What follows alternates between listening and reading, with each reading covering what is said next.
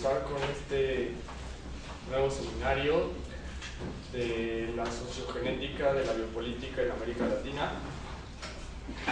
Y bueno, pues si lo han seguido, y un poco para conectarlo, les habíamos dicho desde el año pasado que este 2013 íbamos a hacer un proyecto sobre biopoder, ¿no? Entonces todos los seminarios que hemos hecho, que este sería el cuarto, han tenido que ver con esta temática biopolítica que consideramos que no se ha trabajado o que no se habla de esto, como decíamos la vez pasada con José Antonio Mejía Coria, que es de lo que las universidades nada quieren saber, ¿no? Entonces, en ese sentido, rescatamos estos temas aprovechando que este espacio, ¿no?, al ser un sindicato, tiene esta apertura a este tipo de temáticas que nos funcionan porque son de las más, digamos,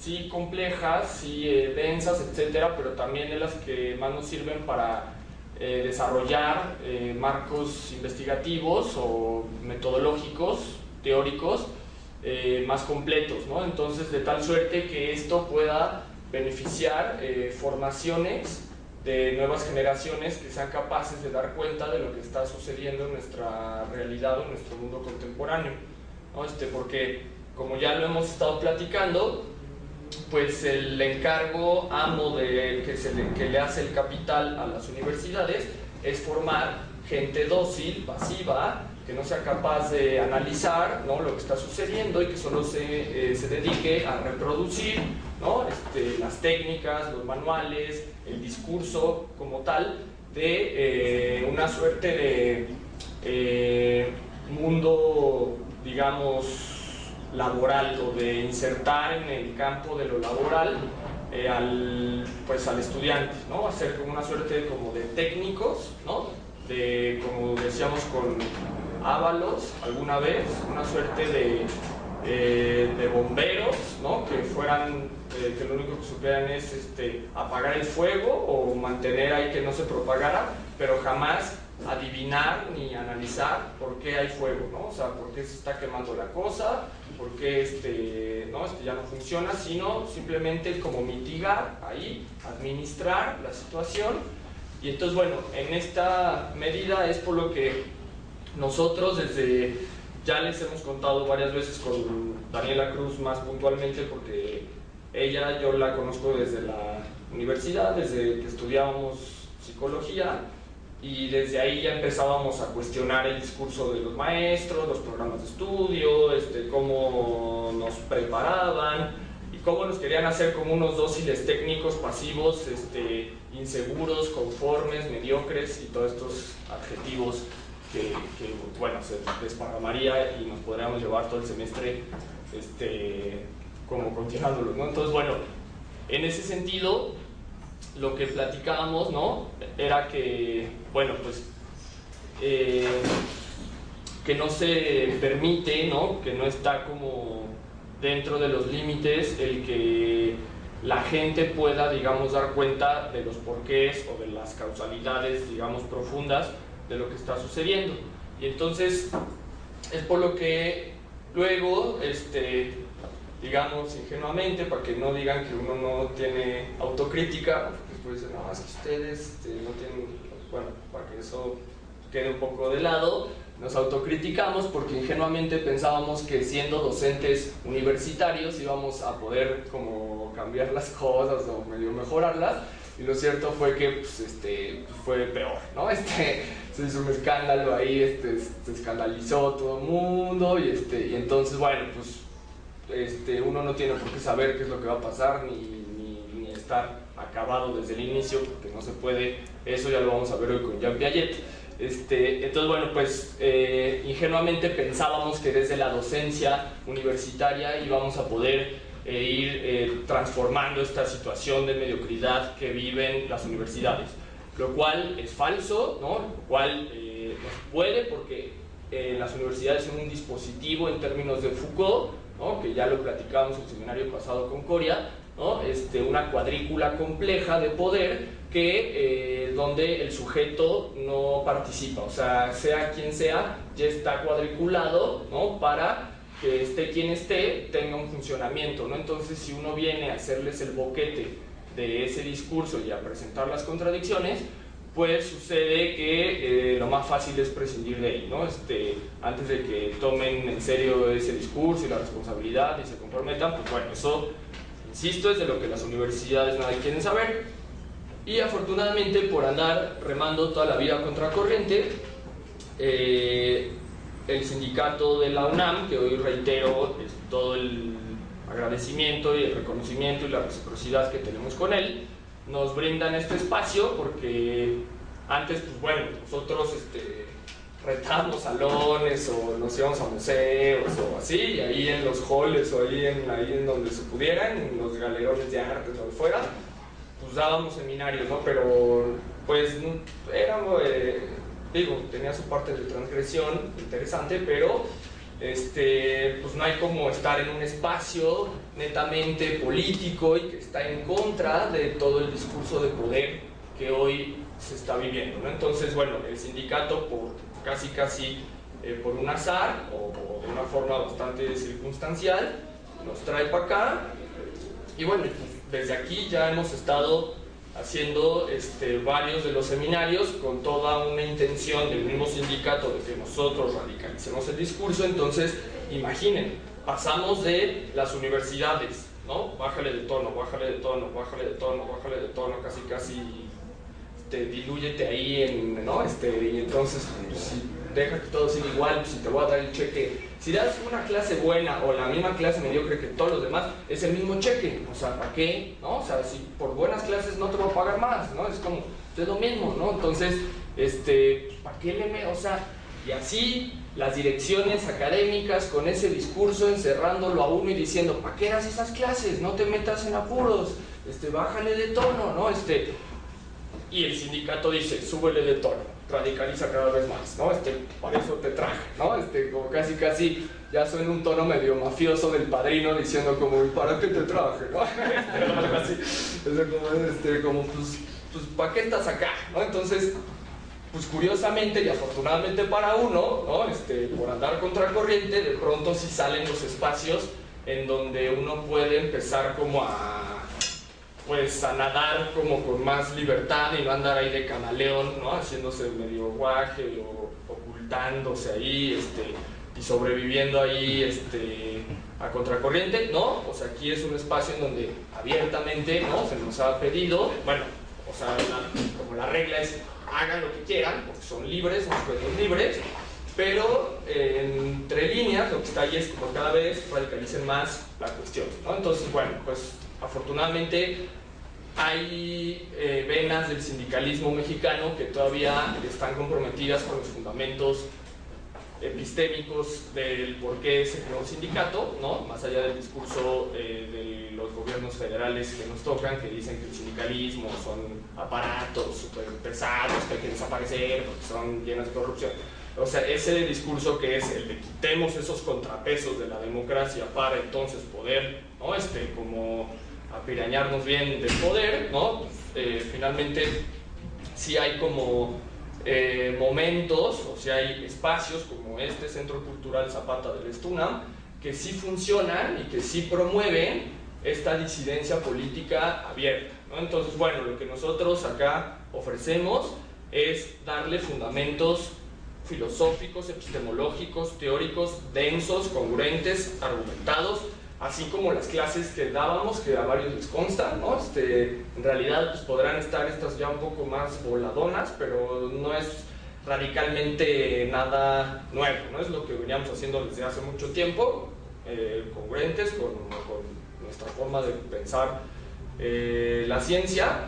Y bueno, pues entonces este espacio se nos ha abierto así y lo que les propusimos al sindicato el año pasado fue revisar el biopoder, ¿no? Hacer como un proyecto de biopolítica que no había en México, bueno, sí hay pero muy poco, y darle los soportes. Entonces tuvimos en marzo un seminario que hicimos la maestra Daniela Cruz, el maestro y doctor Edgar Ábalos, y su servidor, Javier Ávila, sobre Nietzsche, Marx y Freud, puesto que la biopolítica es el padre, si se quiere decir, es Michel Foucault, y Michel Foucault en algún texto dirá que sus fundamentos son Nietzsche, Marx y Freud. Entonces así fue como consideramos que era lo más congruente empezar este proyecto.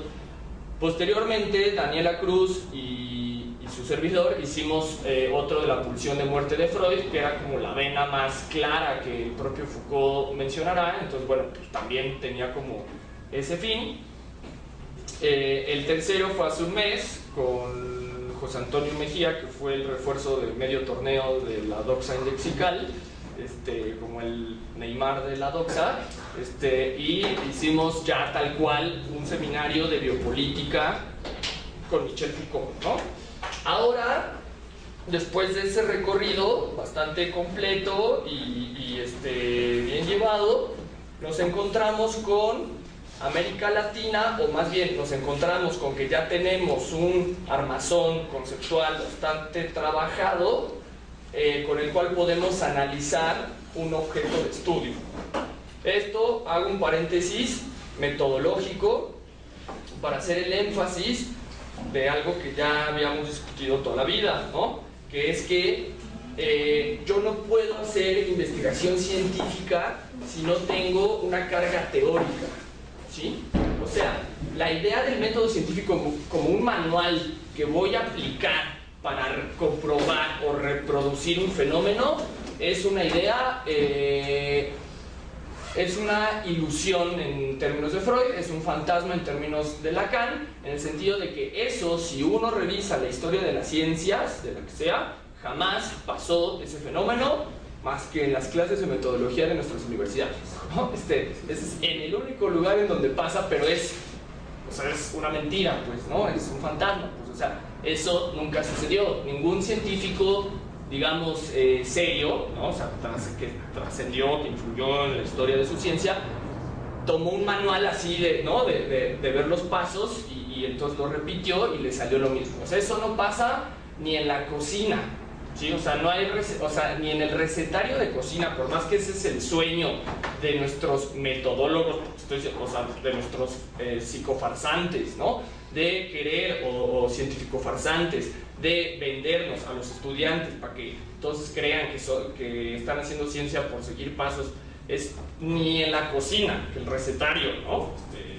Digo, está como muy claro, así, 2 cucharadas no sé qué, y 3 huevos, y ¿no? Y bueno, pues no, la doxa le dice, pues un chingo de huevos, ¿no? Un chingo de pasión, bueno, no, entonces, en este sentido, ¿qué pasa? Cuando uno hace un pastel y le queda de N forma y quiere volver a hacer ese pastel con la receta, pues ¿qué sucede? Que ese día no había tanta sal, entonces ya no es la misma sal, o que ese día, pues la cucharada, aún así, pues no se llena siempre de la misma forma. Heráclito, el viejo griego, decía, ningún suceso en la naturaleza se repite de la misma forma 2 veces, ¿sí? Bueno, más bien, eso lo dijo Einstein, pero basado en Heráclito o en su teoría cuántica. Heráclito lo que decía era más metafórico: ningún hombre se baña en el mismo río 2 veces, ¿sí?